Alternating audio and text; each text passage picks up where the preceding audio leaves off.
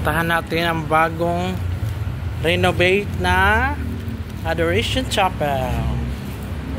Yan, naka-tiles na yan. Meron ng hawakan. Yan. Huwag mo daw i-post.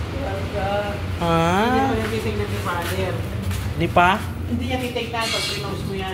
O, wag niya tingnan. Sabi ni Raymond, Pads, pinost na ni Teo sa story niya. Yan, malapit na. Ito na yung hetsura. Mayroong side door. Pasok sa loob ng simbahan. Yan. Ito po yung dating Adoration Chapel na nirenovate lang. Yan.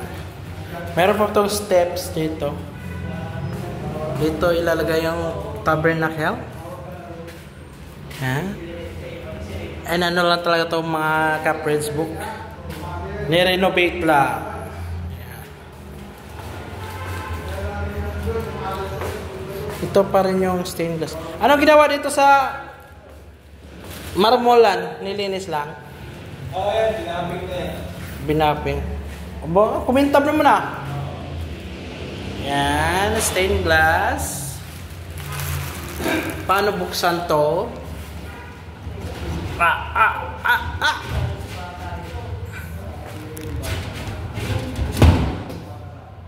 Tigas. Dito yung mga panel ng mga electrical supply. Teo, akyat mo kay Father, Teo. Wala, may tulo dyan ah. Teo, akyat kay Father. Sabi ko, Huwag mo ako pintura bahay ni Kuya Ding, oh. Oo nga.